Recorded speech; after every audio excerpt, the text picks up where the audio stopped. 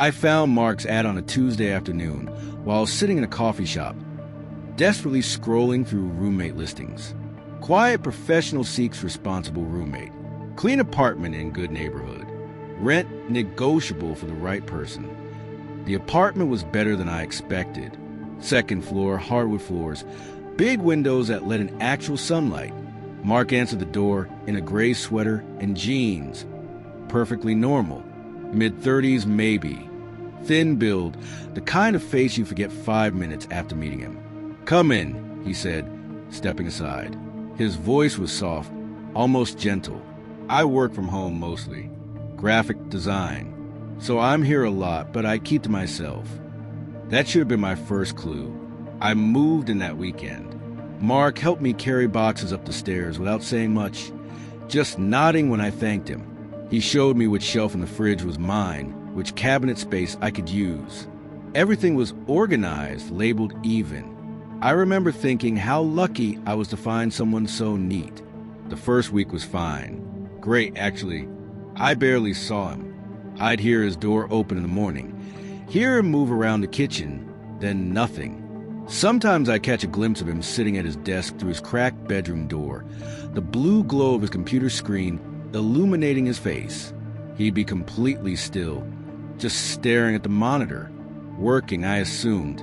It was the second week when I noticed the orange juice. I bought a carton on Monday, had one glass, and by Wednesday it was half empty.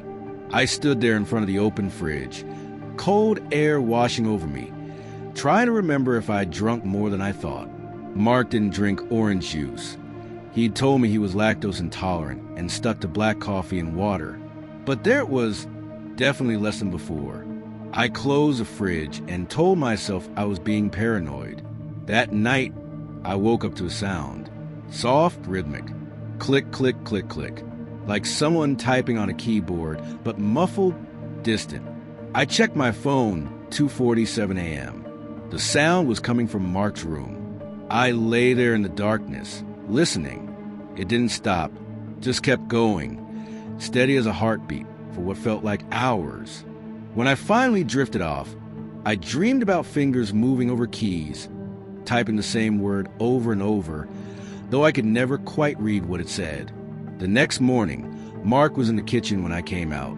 He was standing by the coffee maker, waiting for it to brew, facing the wall, just standing there, not looking at his phone, not doing anything. I said good morning. He turned slowly, like he'd forgotten other people existed. "Morning," he said. Then he smiled, but it didn't reach his eyes. "You sleep okay? I thought I heard you moving around." "Yeah, fine. I lied. You're up early. I don't sleep much." He poured his coffee. Never really need to. He left the kitchen, and I noticed he'd used my mug, the one with the little chip on the handle, the one I'd specifically put in my cabinet. It was sitting in the sink, still warm. Over the next few days, small things kept happening. My shampoo bottle would be in a different spot in the shower. Not dramatically, just turn around or move an inch to the left. My bedroom door, which I always close, would be open just a crack when I came home from work. And my toothbrush, I'm almost certain my toothbrush was wet one morning before I'd used it. I started keeping my door locked. But then I'd hear Mark in the hallway at night. Not walking, just there. I'd see the shadow of his feet under my door, blocking the light from the hallway. He'd stand there for minutes at a time. Not knocking, not saying anything, just standing. One night, I couldn't take it anymore. "Mark," I called out, "is everything okay?" The shadow didn't move. Then, after a long silence, "I thought I heard something from your room. I'm just on my phone. I'm fine." "Okay."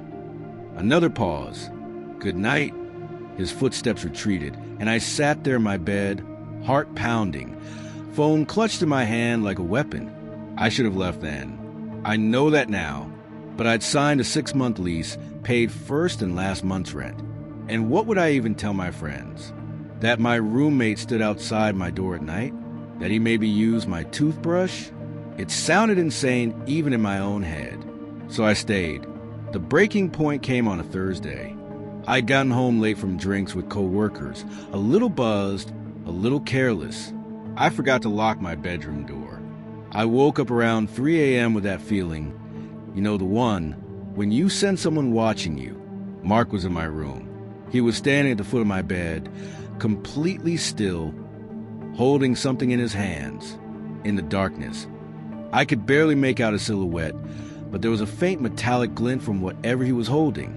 Tools, maybe a hammer? I couldn't tell. Every muscle in my body locked up. I couldn't breathe, couldn't move. We stayed like that for what felt like an eternity. Him standing there, me frozen in my bed, my mind screaming at me to do something, say something, run. Mark. My voice came out as barely a whisper. He tilted his head slightly. The shelf in the bathroom is loose. I was gonna fix it. His voice was flat, emotionless. I didn't want to wake you.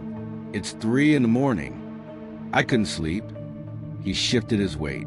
I never can. Get out of my room.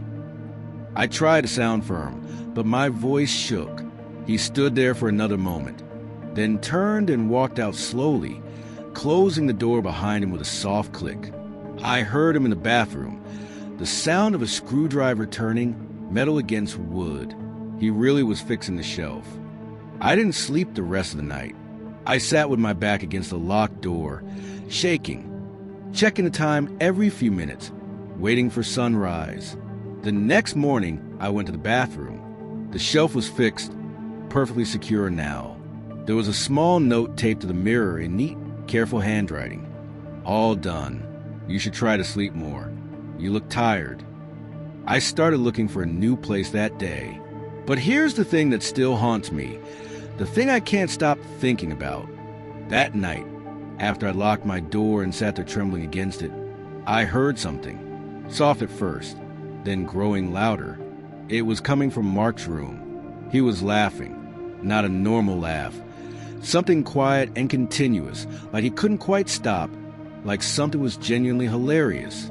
It went on for almost an hour, that soft, endless laughter seeping through the walls. And then suddenly, it stopped. Complete silence. I moved out 2 weeks later. Broke the lease, lost my deposit, didn't care. I never saw Mark again after that night. He was just never there when I was packing. His door stayed closed. But I'd hear him sometimes moving around, that same clicking of his keyboard at 3 a.m., that static-filled TV humming through the walls. On my last day, I found something that made my blood run cold. I was doing a final check in my room, making sure I hadn't forgotten anything, when I noticed something tucked behind my dresser. A small notebook, the cheap spiral kind. Every page was filled with my routine. Times I left for work, times I came home, what I ate, when I showered, when I slept. Detailed observations written in that same neat handwriting from a bathroom note. The last entry, dated the night he came into my room, just said, "Tonight." I dropped it and ran. I never found out what tonight meant, what he'd planned. Maybe he really was just fixing a shelf. Maybe there was something else. I reported it to the police, but without a clear threat, there was nothing they could do. Creepy isn't a crime, the officer told me. They did a wellness check. Mark answered the door, calm and cooperative. Told them I was a paranoid roommate who couldn't handle someone who worked odd hours. He showed them his graphic design work. His clean apartment played the perfect, reasonable victim of an unfair accusation. They believed him. Sometimes I still wonder what Mark is doing now, in that apartment with the big windows and hardwood floors. If he found a new roommate, if he's standing in their doorway right now, in the middle of the night, holding tools and wearing that empty smile. And sometimes, late at night when I'm alone in my new place, I hear that sound, soft and rhythmic. Click, click, click, click. I know it's just my imagination, just my mind playing tricks, but I check the locks anyway. I push my dresser against the door, because the scariest thing about Mark wasn't what he did. It was never knowing what he wanted. What do you think Mark was really planning? Drop your theory in the comments. I want to know what kept you up at night. If this story gave you chills, hit that like button and subscribe for more dark tales that'll make you question every shadow in your home. Trust me, the next one is even more unsettling.